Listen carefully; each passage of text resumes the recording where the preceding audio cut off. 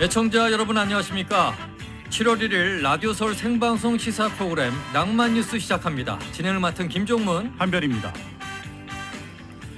2023년 7월 1일입니다. 여러분은 독립기념일 연휴 어떻게 보내시고 계신지요?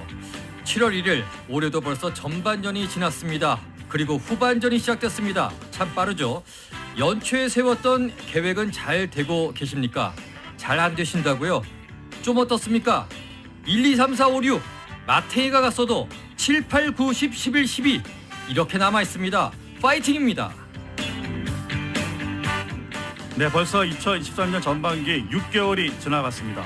세월이 흘러감을 우리가 막을 수는 없지만 저희 낭만 뉴스는 어김없이 매주 토요일 오후 8시 우리 낭만 뉴스 프렌즈들을 찾아갈 것입니다. 2023년 후반기 첫날인 7월 1일 오늘 바로 지금도요. 네, 낭만 뉴스 출발합니다.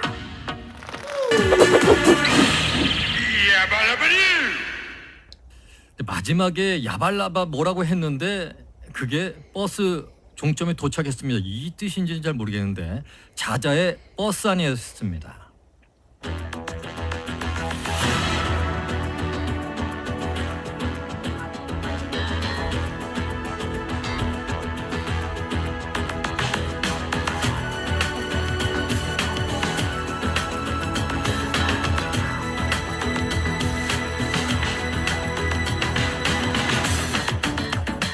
네, 다음 소식입니다. 다음 주 화요일이죠. 7월 4일 독립기념일로 이어지는 이번 주말 연휴 여행자 수가 역대 최대치를 기록할 것으로 전망되는 가운데 자동차 여행은 물론 여러 공항에서 항공편 지연, 결항 등으로 혼란스러운 모습을 현재 빚고 있습니다. 관련 소식 전해주시죠.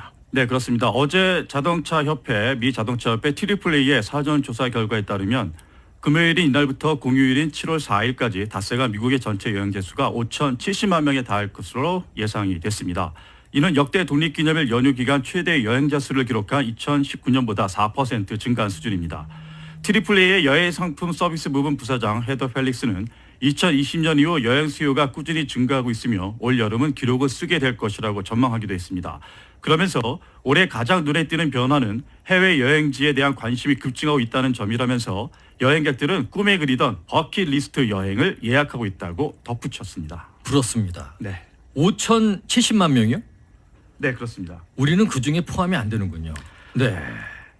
이 여행 수단으로 자동차 이용자가 4,320만 명, 이 항공편이 420만 명, 그리고 이 버스와 기차 크루즈 등 기타 교통편이 이 340만 명이라고 하는데 엄청납니다. 네, 그렇습니다.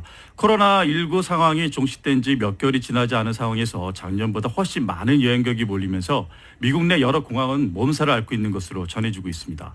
항공편 정보 사이트 플라이트 어웨이에 따르면 징검다리 연휴 첫날인 이날 미국 전체 공항에 출발, 도착 항공편 총 6,626편이 지연되기도 했습니다. 421편은 아예 취소된 것입니다. 항공 전문가들은 업계가 팬데믹 이후 인력, 설비 등의 부족으로 급증한 수요를 따라가지 못하고 있다고 전했습니다.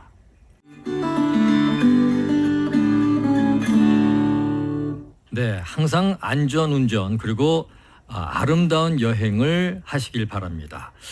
네, 우리 낭만 뉴스 프렌즈들은 독립기념일 연휴 어떻게 지내시는지 궁금합니다. 집을 떠나서 멀리 아니면 집의 인근, 그것도 아니면 집콕, 어떤 방법이든지 이번 연휴가 여러분들의 낭만이 펼쳐지는 그런 아름다운 쉼의 페스티벌이 되기를 기대해 보겠습니다. 네, 그런 의미에서 오늘 낭만 인터뷰는 추억 속의 여행이라는 제목으로 여행 전문가 한 분과 함께 잠시나마 여행의 멋을 만끽하려고 합니다. 네.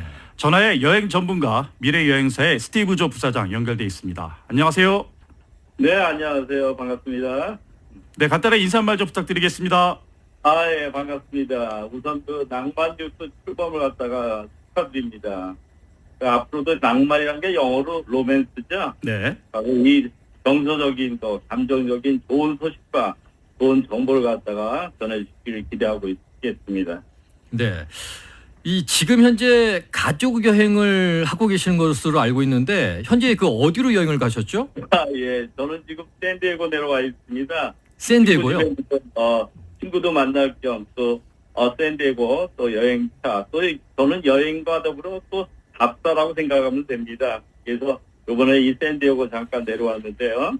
이 샌디에고가 사실 미국 속의 낭만과 젊음의 도시 아니겠습니까? 그래서 모처럼 연휴에 그래서 우리 미래관광 손님들은 대부분 유럽을 많이 갔어요. 근데 이번에 저는 일이 있어서 유럽을 못 가고 그래서 이 샌디에고 안에 또 유럽이 있죠. 리틀 이태리라 해서 거기 이제 낮에 가서 점심을 먹었고요. 그래서 거기 낮에 또 크루즈도 타고 그래서 샌디에고에 지금 나서 저도 여행하고 있습니다. 지금 샌디에고 말씀하셨는데 오늘 그쪽이 연고지죠. 샌디에고 파드레스가 시즌트를 오래간만에 꺾었더라고요. 예, 오늘 야구 때문에 여기서 난리가 났었습니다. 예. 근데 리틀 이태리라고 하셨는데 어느 정도로 이태리 뭐 거기가 도시가 큽니까? 마을이? 아니요, 이 샌디에고 다운타운 안에 리틀 마켓이 있습니다. 예. 그만 분이 되는데 거기 옆에 이제 레스토랑들이 쫙 있기 때문에 이탈리아 음식을 갖다가 씨푸드가 특히 많죠.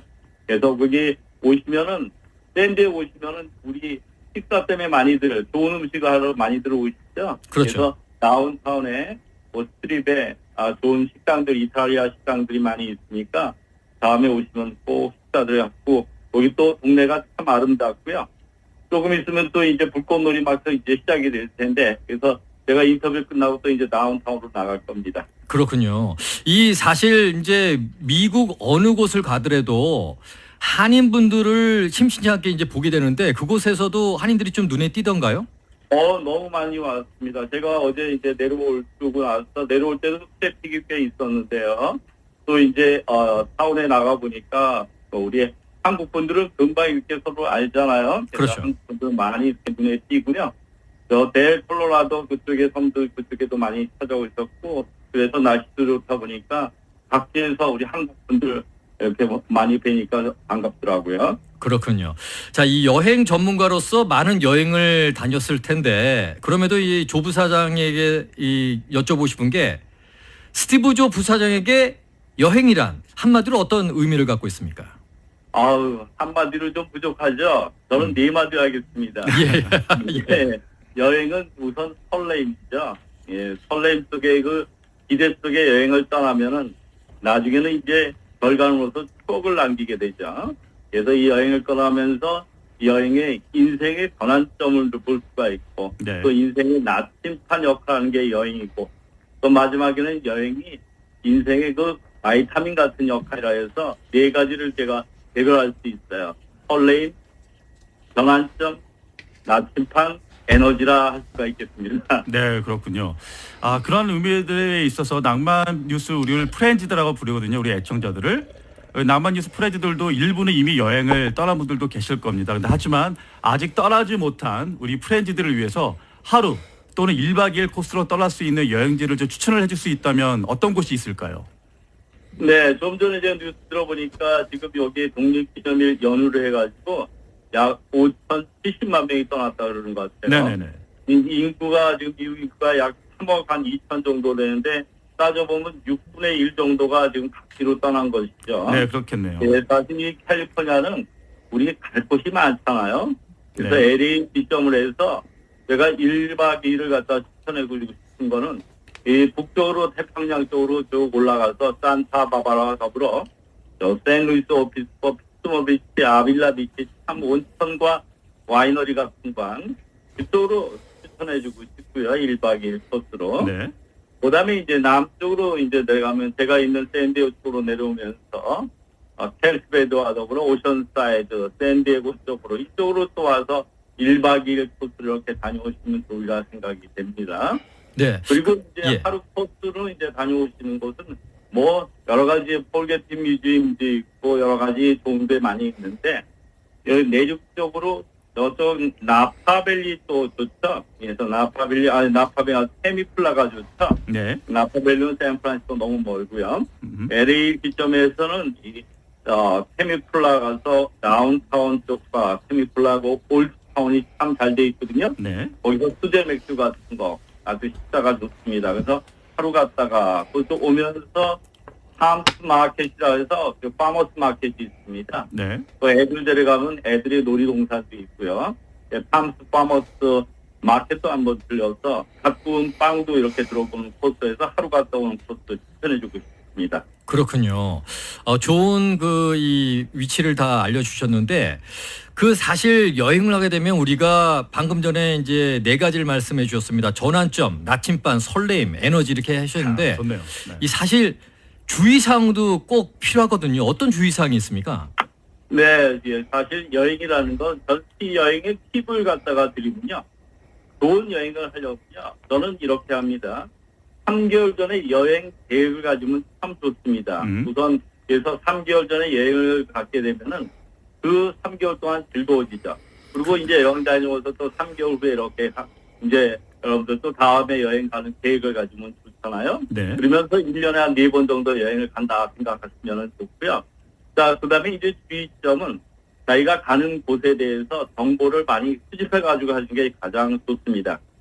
지금 또 이제 날씨가 폭염 때문에 상당히 덥다 그러는데 네, 그렇죠. 그것에 대해서 여러 준비 같은 것도 많이 해야 되겠죠. 네. 이런 것처럼 바로 여행하면서 준비성, 그다음에 정보성 이게 즐거운 여행을 만드는데 바로 가장 기본적이가 되지 않을까 생각입니다. 네, 말씀을 듣다 보니까 저희도 한번 시도해보고 싶다 이런 생각이 저도 듭니다. 네, 저희 낭만뉴스는 전 세계 한인 동포와 한국인들의 참여를 기반으로 출범한 이 소중한 프로그램입니다. 자, 앞으로도 이 스티브 조 부사장께서도 여행이라는 주제를 갖고 저희 프로그램과 함께 적극적으로 참여해 주셨으면 하는 그런 부탁을 드리겠습니다. 아유, 불러만 주십시오. 저는 이제 여행 전문가보다는 여행에 대한 정보 많은 사람들과 공유하는 게 제 목적입니다. 네, 알겠습니다. 끝으로 낭만과 또 여행 이런 것과 연관을 지어서 우리 청취자들과 우리 프렌즈들과 함께 좀 들을 수 있는 그런 곡들을 좀 추천해 줬으면 좋겠습니다. 제가 여기 오니까요, 자전거 타는 사람들이 꽤 많더라고요. 아, 저도 그런가요? 자전거 탔으면 좋겠는데, 네. 이게 자전거와 뭐 풍경들인가요? 뭐 그런, 노래, 옛날 노래 있죠? 네네. 그래서 그거 아마 들려보시면 아마 여기랑 분위기가 좋을 것 같아서 그거 추천해주고 싶습니다. 그 자전거 탄 풍경에 너에게 난, 나에게 넌. 맞습니다. 그거죠. 고맙습니다. 네, 알겠습니다. 지금까지 낭만 유튜브 여행 전문가 미래여행사 스티브 조 부사장이었습니다. 감사하고요. 또 좋은 그 가족들과 여행 보내시기 바랍니다. 네, 좋은 주말 되세요. 네. 감사합니다. 네, 지금까지 낭만 인터뷰 여행 전문가 미래여행사 스티브 조 부사장과 함께했습니다. 지금 받은 추천곡 자전거 탄 풍경에 너에게 난, 나에게 넌입니다.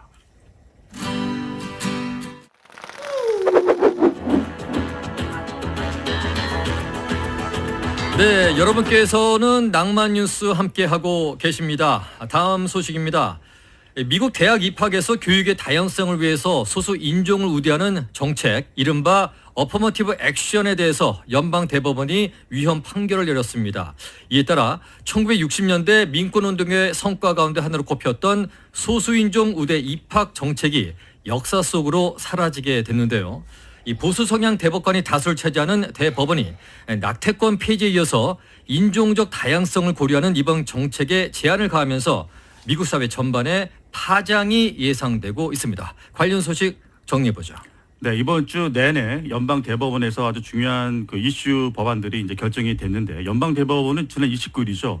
공정한 입학을 위한 학생들이 소수인종 우대 입학 제도로 백인과 아시아계 지원자들을 차별했다며 노스캐롤라이나대와 하버드대를 상대로 각각 제기한 헌법 소원을 각각 6대3, 6대2로 위헌 결정을 내렸습니다. 예. 최초의 흑인 여성 대법관인 커탄지 브라운 잭슨을 비롯해 소니아 소토마요루, 엘레나 케이건 등 진보 성향 3명의 대법관이 역시 반대 의견을 밝혔습니다. 존 로버츠 대법원장은 다수 의견에서 너무 오랫동안 대학들은 개인의 정체성을 가늠하는 기준으로 기술이나 학습 등이 아니라 피부색이라는 잘못된 결론을 내려왔다면서 우리 헌재 형사는 그런 선택을 용납하지 않는다고 말했습니다. 학생들은 인종이 아니라 개개인의 경험에 따라 대우한다고 밝히기도 했습니다.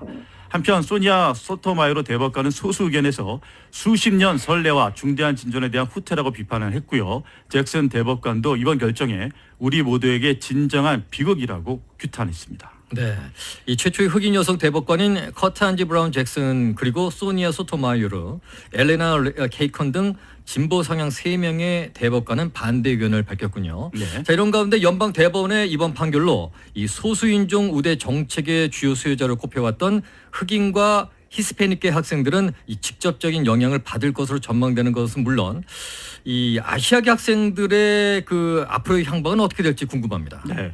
워싱턴 포스트에 따르면 이 정책을 금지한 뒤에 캘리포니아주의 대표적 명문 공립인 버클리대에서 흑인과 히스패닉 학생 비중이 50% 가까이 급락하기도 했습니다. 한국을 비롯한 아시아계 영향에 대해서는 전망이 엇갈리고 있는데요. 실제 퓨 리서치 센터가 아시아계 미국인을 대상으로 조사해 지난 8일 공개한 여론조사에 따르면 한국계의 경우 어퍼머티브 액션 자체에 대해서는 긍정적 이미지를 갖고 있었습니다. 50% 정도가 긍정적 이미지를 갖고 있었는데요. 대입 시 인종을 고려하는 것에 대해서는 한국계 응답자의 72%가 반대를 했습니다. 연방 대법원의 이번 판결로 미국 대학들의 입시 방식 변경도 불가피해졌습니다. 대학들이 대법 판결에 따르면서도 교육 다양성 확보를 위해서 시험 성적에 대한 의존도를 줄이거나 다른 유형의 입시 제도를 도입할 것이라는 전망도 나오고 있습니다. 뉴욕타임스는 이번 판결로 대학의 입시 제도가 전면 재검토에 들어가며 큰 혼란이 일어날 것이라면서 소수자들의 사회 참여 기회를 제한하고 고용 시장에서 인종 고려를 제한하는 등 광범위한 파장으로 이어질 수 있다고 지적했습니다.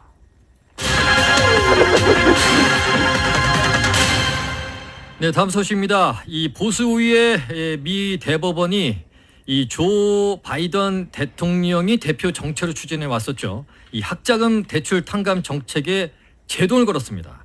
이 대법원은 어제 이 바이든 행정부가 지난해 8월 연간 소득 12만 5천 달러 미만의 가구를 대상으로 이 최대 2만 달러까지 이 학자금 채무를 면제해 주도록 한 정책에 대해서 이 두 건의 소송과 관련했는데 이 두 건의 소송과 관련해서 각각 역시 6대 3의 의견으로 이 정부 패소 판결을 내렸죠. 네, 맞습니다. 중간 선거 직전 승부수를 걸고 추진해온 총 4,300억 달러 규모의 역대급 학자금 대출 탕감 정책이 존폐 기로에 서게 되면서 내년 재선을 앞두는 바이든 대통령으로서는 상당한 정치적 내상을 입게 됐습니다. 대법원의 이번 판결로 인해 그동안 혜택을 기대했던 4천만 명의 대상자를 포함해 사회 전반에도 혼란이 불가피할 것으로 전망되고 있습니다. 판결에서 존 로버츠 대법원장을 비롯해 6명의 보수 성향 대법관들은 행정부가 이같이 많은 비용을 수반하는 프로그램을 시작하기 전에는 의회의 승인을 필요로 하며 독자적 권한이 없다는 입장을 분명히 했습니다. 반면에 진보 성향의 커탄지 브라운, 잭슨, 소니아 소토마요르, 엘리나 케이건 등 3명의 대법관은 정부의 권한이 충분하다며 소수 의견에서 밝혔습니다. 네, 바이든 대통령이 NO! 이렇게 했을 것 같은데 이 바이든 대통령은 이 별도 성명에 이어서 대국민 연설을 했는데 대법원의 결정을 강력하게 비판하면서 새로운 대책 마련에 나설 것이라고 발표했죠. 네, 그렇습니다. 바이든 대통령이 법원은 헌법을 잘못 해석했다고 말하면서 학자금 대출 탕감 계획을 중단하려는 대법원의 결정은 잘못됐으며 실수라고 비판했습니다. 바이든 대통령은 고등교육법에 근거해 교육부 장관이 특정 조건에 있는 학자금 대출을 면제하도록 할 것이라며 이를 통해 수백만 명의 학자금 대출을 구제할 수 있을 것이라고 설명했습니다. 바이든 대통령은 또 대법원 결정으로 당장 학자금을 상환해야 할 위치에 놓이게 된 대상자들은 12개월 동안 신용기관에 의뢰하지 않은 재상환 프로그램을 만들어 유예기간을 설정할 것이라고 하면서 모든 수단을 동원해 학자금 대출 탕감을 이뤄낼 것이라고 단언했습니다.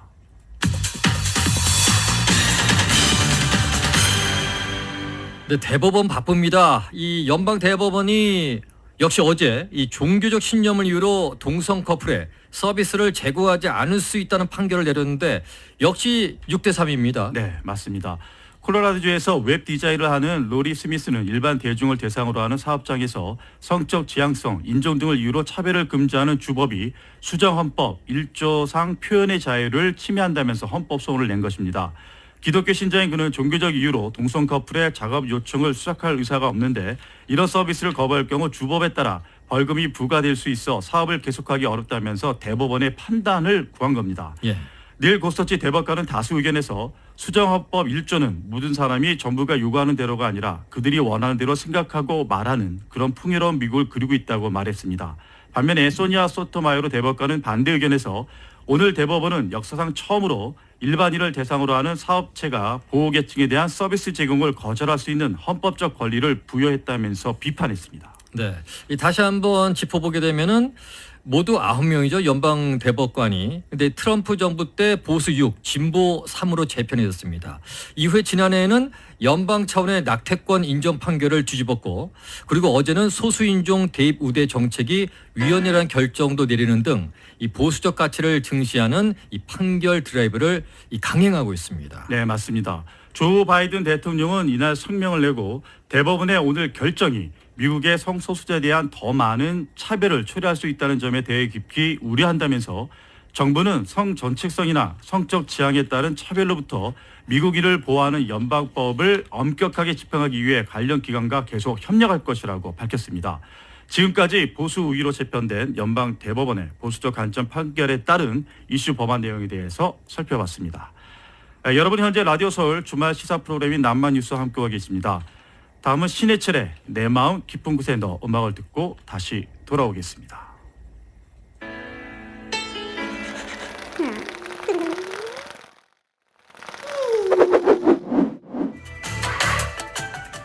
네, 여러분께서는 낭만 뉴스 함께하고 계십니다. 독립기념일 연휴 잘 보내시고 계신지요? 이 좋아해야 될지 뭐 어떻게 해야 될지 잘 모르겠는데요. 저는요. 만 나이 통일법이 시행된 첫날인 한국 시간 28일 주요 외신들이 한국인들의 나이가 하루 사이에 한두 살씩 어려졌다면서 이 관련 소식을 관심 있게 보도를 했습니다.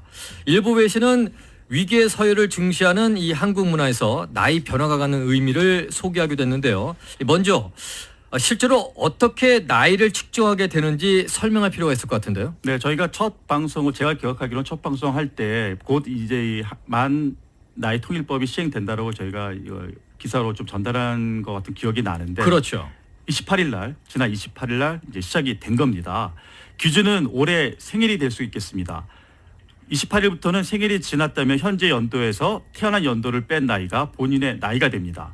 생일이 지나지 않았다면 현재 연도에서 태어난 연도를 뺀 나이에서 추가로 한 살을 더 빼면 됩니다. 그러니까 연나이 만나이가 있는 거 아니에요? 그렇죠. 예. 예를 들어 이달 기준 1991년 5월생은 2023년에서 1991년을 빼서 만 32세가 됩니다. 예. 하지만 9월생은 2023년에서 1991년을 뺀 뒤 거기서 추가로 한 살을 더 빼야 되기 때문에 만 31세가 돼서 한 살 차이가 나는 것입니다. 네. 그러니까 이전에는 같은 91년생이 5월이건 9월이건 친구였었는데 네.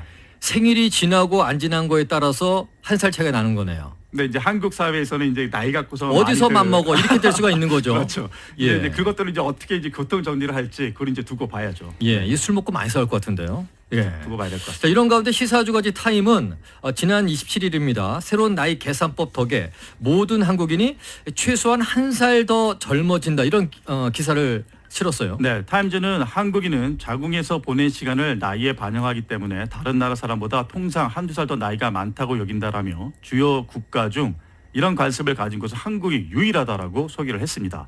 이어서 이런 전통적인 나이 셈법은 나이에 따른 위계 질서를 중요시하는 사회 환경과 직장에서 널리 사용되었다라고 전했습니다. 또한 영국 BBC 방송은 한국의 경우 전통 셈법에 따른 한국 나이 외에 만 나이와 연 나이 등 총 3개의 나이 계산법이 존재했다는 사실을 강조해 눈길을 끌었습니다. 그러면서 싸이 씨, 가수 싸이 씨 아시죠? 강남스타일. 예, 가수 싸이 씨를 예를 들었는데 1977년 12월 31일생입니다. 가수 싸이 씨가 예를 들면 그가 만 나이로는 45세지만 연 나이로는 46세, 한국 나이로는 47세라고 설명을 했습니다. 그 뭐 기사를 보니까 이 술을 사거나 담배를 살 때는 나이 곡을 좀 더 신경을 쓰는 것 같더라고요. 네. 뭐 적용을 안 받는 것 같기도 하고 우리 나이대 분들은 좀 관심 있게 보실 수 있겠지만은 MZ 세대들은 별로 신경을 안 쓸 것 같아요. 네, 그럼 두고 봐야 좀 알겠습니다. 그렇습니다.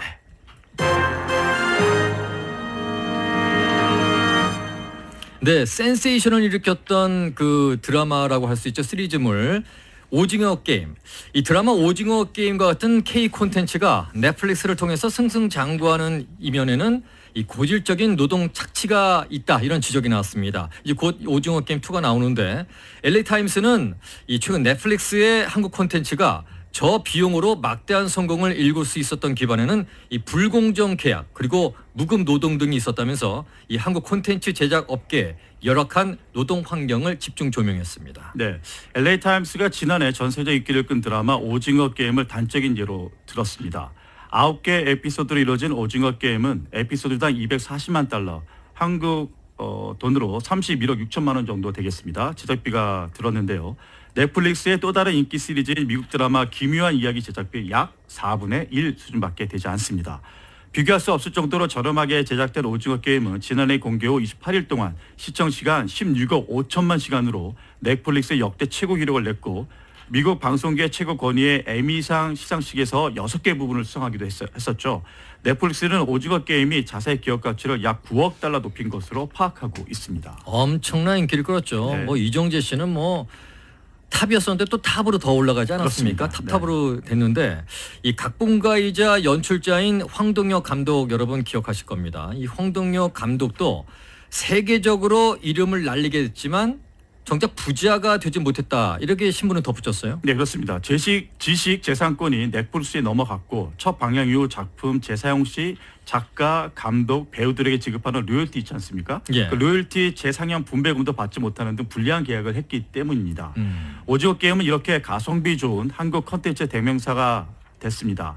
킹덤이나 지옥 등 뒤이은 히트작들도 비교적 저렴한 예산으로 제작이 됐습니다. 살인적인 장시간 노동과 그에 맞게 지급되지 않는 임금 등 불법 초과 노동 관행 또한 이러한 저비용 고효율 컨텐츠 생산을 가능케 한 것으로 분석이 되고 있습니다.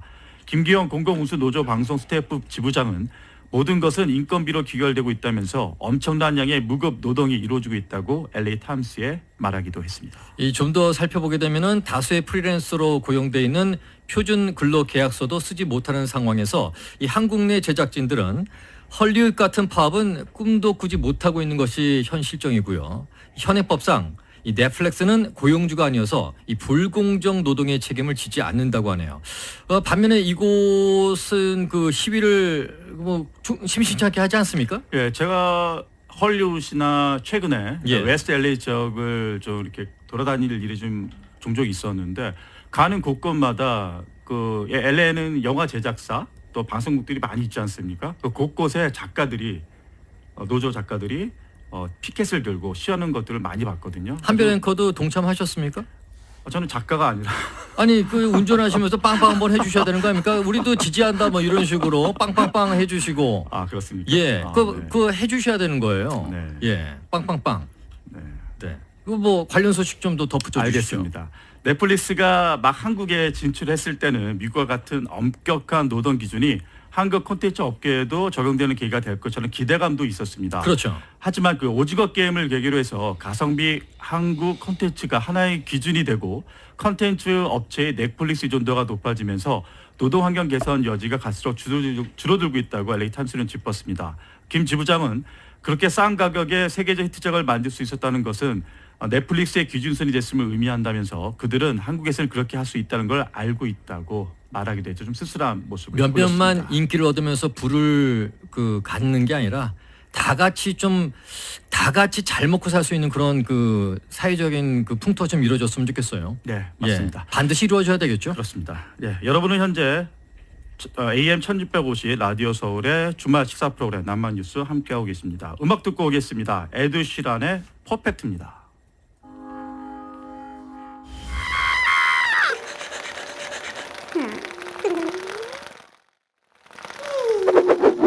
네, 달콤한 사랑 노래였습니다. 네, 지금 이 시간에도 힘들게 열심히 일하시는 분들은 힘내시고 파이팅입니다. 낭만 뉴스가 열렬히 응원합니다. 결혼을 해야만 해야 될까요? 말아야 해야 될까요? 이 40세 미국인 중에 결혼하지 않는 사람의 비율이 사상 최고치라는 결론이 나왔네요. 여론조사 기관이죠. 퓨 리서치 센터가 미 인구조사국 데이터를 분석해서 내놓은 결과에 따르면 2021년 기준입니다. 40살 미국인 가운데 25%가 한 번도 결혼을 하지 않았다고 합니다. 이는 10여 년 전인 2010년에 20%에서 5% 정도 증가한 수치라고 하네요. 관련 소식 전해주시죠. 네, 그렇습니다. 4명 중 이제 1명이 결혼을 하지 않고 있다는 그런 비율을 발표한 건데요. 예. 40세 미국인 미혼 비율은 1980년 이후 꾸준한 증가세를 보여왔습니다. 1980년 당시 미혼 상태였던 40세 미국인은 단 6%였습니다. 퓨어 리서치는 1960년대 이후 태어난 이들은 점점 더 결혼을 미루고 있고 결혼을 완전히 포기한 비율도 높아지고 있다며 2021년 데이터는 수십 년에 걸친 그러한 추세에서 새로운 이정표를 기록했다고 말했습니다. 40세 미혼 비율은 남성이 여성보다 높았습니다. 인종과 민족에 따라서도 미혼 비율은 뚜렷한 차이를 보였습니다.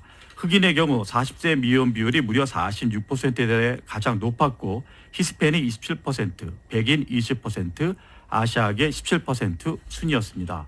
교육 수준도 영향을 미쳤는데요. 40세 고등학교 졸업 학력자의 33%가 미혼이었고 일부나마 대학 교육을 받은 사람은 26%, 학사학위 이상 소유자는 18%가 결혼을 하지 않았습니다. 퓨어 리서치 분석에 따르면 40세 미혼자의 일정 수가 이혼에는 결혼을 했습니다. 2001년에 미혼이었던 40세의 약 4분의 1이 60세 이전에 결혼을 했습니다.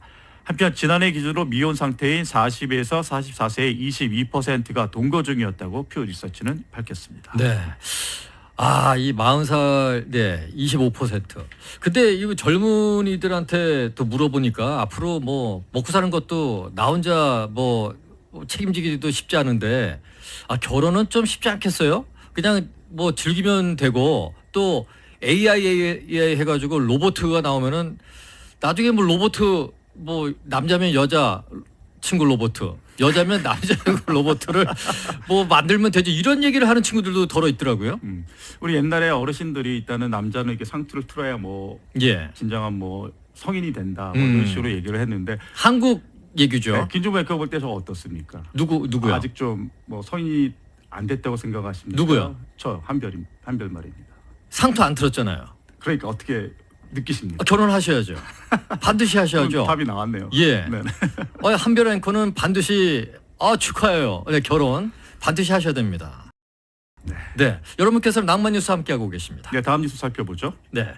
자, 도요타 자동차가 투자하는 미국계 벤처 기업이 양산용으로 제조한 소위 하늘을 나는 택시, 에어택시의 시험 모델이 첫 시험 비행에 나선다고 하는데 한별 앵커. 네. 만약에 하늘에 지금 그 날아다니는 그 에어택시가 있다면 타시겠어요? 아직은 좀 불안할 것 같습니다. 근데 타보고는 싶어요. 우리가 소위 뭐 영화에서 옛날에 보지 않았습니까? 그렇죠. 그러니까 지금 워낙 교통 혼잡이 심하지 않습니까? 예. 그래서 만약에 LA에서 뭐 산타바바라까지, 뭐 앤디에서 샌디에고까지 나는 비행기 택시를 타고 다닌다 그러면 얼마나 빨리 가겠습니까? 그런 면에서는 되게 효율적이라고 생각은 들지만 안전성에 있어서 아직은. 근데 이 FAA 그 안정성이 어느 정도 이제 확보가 되는데 제가 알기로는 2025년인가요? 이때 이제 상용화가 본격적으로 시행이 될 것이다. 이런 그 보도도 나오고 있는데 자, 에어택시를 개발한 회사는 바로 이 캘리포니아주에 있습니다. 이 벤처 기업인 조비 에비에이션입니다. 이 조비 에비에이션은 조용히 거리를 이동할 수 있는 전동 수직. 그러니까 뭐 비행장 활주로가 필요한 게 아니라 바로 뜰 수 있는 수직으로 그런 이착륙기를 현재 개발 추진하고 있다고 합니다. 우리가 이제 빌딩의 그 옥상에 보면은 헬리콥터가 이렇게 떴다 내렸다 하는 그런 공간이 있지 않습니까? 예. 그런 장소, 안전한 장소가 있다고 한다면 아마도 상용이 가능한 길이 빨라지지 않을까 그런 생각이 듭니다. 조비 에비에이션은 캘리포니아주에 있는 생산 라인에서 제조한 실험 모델이 최근 연방항공청 FAA죠. FAA의 허가를 얻어서 시험 비행을 할 수 있게 됐다고 지난 28일 발표를 했습니다. 상용화에 한 발 더 다가간 셈인 것입니다. 예. 에어택시를 둘러싼 업계의 개발 경쟁은 치열한데요. 도요타는 지난 2020년 1월 조비 에비에이션에 약 4억 달러, 5,262억 원을 투자하면서 상공 이동 서비스 분야에 뛰어들었습니다. 블룸버그에 따르면 도요타는 조비 에비에이션의 최대 외부 투자자로 회사 주식의 약 12%를 보유하고 있습니다. 양사는 도요타 파워트레인 동력 장치 및 일부 부품에 대해서 장기 합의를 체결한 상태입니다. 인적 연계도 강화했습니다. NHK는 오가와 데스오 도요타 북미 법인 최고 경영자가 2024년 1월 조비 에비에이션 임원으로 취임할 예정이라고 보도를 했습니다. 오가와 CEO는 그 어느 때보다 긴밀히 협력해 나갈 것을 기대하고 있다고 말했습니다. 한편 조비 에비에이션은 2025년 중으로 eVTOL을 사용할 계획입니다. 로이터 통신은 기한 내에 여러 인증 절차를 통과하기 위해서는 끊임없이 개량 작업을 거쳐야 할 것으로 보도하고 있습니다. 네, 그 제가 알기로는 이 조비 에비에이션이 한국에는 그 SK텔레콤인가요? 여기랑 그 계약을 맺었는데 네. 지금 그 SK 측에 따르면은 2025년 말 정도에 상용화 에어택시를 선보일 것이다. 그래서 요새 광고도 나온 걸 제가 봤거든요. 아, 그렇습니까? 네. 예. 아주 그 예쁜 애가 이렇게 하늘 쳐다보는 그리고 에어택시가 쫙 날아가는 거예요. 그래서 뭐 잠실에서 인천공항까지 가는데 보통 1시간 반 정도 걸린다고 해요. 아, 거기도 어마어마하죠. 예. 그 지상으로 가게 되면. 네. 근데 이 에어택시를 이용하게 되면 한 15분 정도밖에 안 걸린다고 합니다. 그런데 저는 이제 개인적으로 뭐 우리가 이게 사실은 생각을 못 했지 않습니까? 네. 뭐 트래픽이 얼마나 심해요. 저는 뭐 저쪽 밑에 이제 살고 있는데 5번 프리웨이를 아침, 점심, 저녁에 이용하게 되면은 엄청나게 막히거든요. 오늘도 방송국에 오면서 예. 프레이가 막힐 걸로 예상하고 왔는데 일찍 와가지고 예. 예, 저한테 좀 빨리 가자고 막 그렇죠. 재촉하지 않았습니까? 예, 그렇죠. 그런데 이 하늘 딱 봤는데 하늘 위에 사방팔방에 또 형형색색의 택시 비행기가 날아다닌다면은 저는 물론 적응을 하겠지만 상당히 무서울 것 같아요. 근데 언젠가는 이러한 하늘 택시가 분명히 상용화될 때가 올 겁니다. 그러니까 예. 그날을 대비해서 우리도 미리미리 준비하고 한국 커뮤니티도 또 한국과 여기 미국에 살고 있는 한인 커뮤니티들도 그곳에 좀 관심을 갖고서 할 필요가 있겠다. 그런 담력을 생각이 듭니다. 네. 그 심어야 되는 겁니까? 저는 비행기 타는 게 좀 무서운데. 아무튼 점점 현실로 다가옵니다. 네. 예.